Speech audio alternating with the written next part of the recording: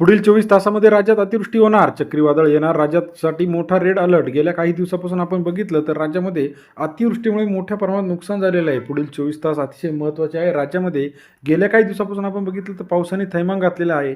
पुढील 24 ते 48 तास विदर्भ असेल, मराठवाडा असेल, पश्चिम महाराष्ट्र असेल, पूर्व महाराष्ट्र असेल, मोठ्या प्रमाणात अतिवृष्टी बरसण्याची शक्यता हवामान विभागाकडून वर्तवली जात आहे. काय आहे सविस्तर अपडेट, चला तर जाणून घेऊया. गेल्या काही दिवसाच्या तुलनेमध्ये आता 2 ते 3 दिवस अतिशय महत्त्वाचे असणार आहे. 20 तारखेपर्यंत राज्यामध्ये अतिवृष्टी होण्याची शक्यता हवामान विभागाकडून वर्तवली झाली आहे. मग याच्यामध्ये आपण जर बघितलं तर orange alert, red alert, yellow alert जाहीर केला आहे. मुंबईच्या समुद्र किनाऱ्यावरती अरबी समुद्रामुळे कमी दाबाचा पट्टा तयार झाला आहे. या कमी दाबाच्या पट्ट्यामुळे 2 ते 3 दिवस राज्यामध्ये मुसळधार पाऊस होण्याची शक्यता 22 ते 24 जुलैपर्यंत मुसळधार ते अतिमुसळधार पाऊस, वाऱ्याच्या वेगासह चक्रीवादळ सुद्धा काही ठिकाणी येण्याची शक्यता आहे. राज्यामध्ये आपण जर बघितलं तर काही ठिकाणी पेरण्या उरकून गेलेल्या, काही ठिकाणी शेतकरी आता पेरणीची कामं करीत आहे. परंतु तरीसुद्धा आता हवामान विभागाकडून शेतकऱ्यांना मोठा इशारा जाहीर करण्यात आलेला आहे. या इशाऱ्यानुसार आता राज्यामध्ये अतिवृष्टी आपल्याला पाहायला मिळणार आहे. गेल्या काही दिवसापासून आपण बघितलं तर उकाड्याने हैराण शेतकरी झालेले होते. या उकाड्यातून हैराण शेतकऱ्यांना आता मोठ्या प्रमाणात अतिवृष्टीचा फटका जाहीर होणार आहे. मग आता किती शेतकऱ्यांना याचा फटका बसणार आहे, कसं असणार आहे पुढील नियोजन, ही सर्व अपडेट आपण आता या व्हिडिओच्या माध्यमातून बघणार आहोत. राज्यातील शेतकऱ्यांसाठी पावसाचा अपडेट हा अतिशय महत्त्वाचा विषय असतो.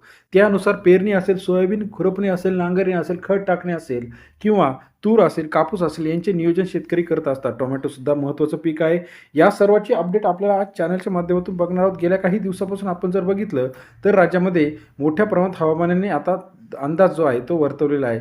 गेल्या काही दिवसाच्या तुलनेमध्ये आता 2 ते 3 दिवस पुढचा पावसाळा हा मोठ्या प्रमाणात असताना आपल्याला पाहायला मिळणार. राज्यामध्ये जर बघितलं आपण तर हवामान विभागाच्या अपडेटनुसार मोठ्या प्रमाणात अतिवृष्टी पुढील काही तासांमध्ये आपल्याला राज्यामध्ये पाहायला मिळणार आहे. हवामान विभागाच्या अपडेटनुसार मध्य महाराष्ट्र, पश्चिम महाराष्ट्र, पूर्व महाराष्ट्र, कोकण किनारपट्टीला मोठ्या प्रमाणात कमी दाबाच्या पट्ट्यामुळे मोठ्या प्रमाणात अतिवृष्टीसह चक्रीवादळाचा पिकांना सुद्धा फटका होऊ शकतो. कोकण किनारपट्टीवरून वारे वेगाने वाहायला सुरुवात झाली आहे. राज्यामध्ये आता पुढील 2 ते 3 दिवस अतिवृष्टी आपल्याला पाहायला मिळणार आहे. आषाढी एकादशीपर्यंत मोठ्या प्रमाणात राज्यात अतिवृष्टी होण्याची शक्यता हवामान विभागाकडून वर्तवली आहे.